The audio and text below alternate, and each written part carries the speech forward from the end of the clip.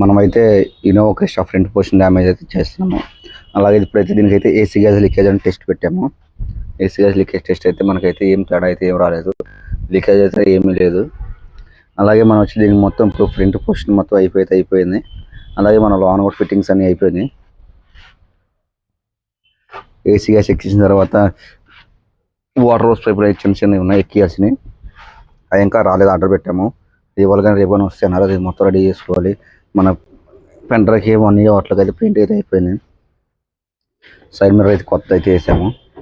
లోన డోర్ ప్యాడ్కి సంబంధించి మొత్తం యూనిట్ మొత్తం అన్ని ఫిట్ చేసాము. చిన్న చిన్న మేజర్ అయితే ఉన్నాయి, ఇప్పుడు ఇంకా అవన్నీ ఫిట్ చేయాలి.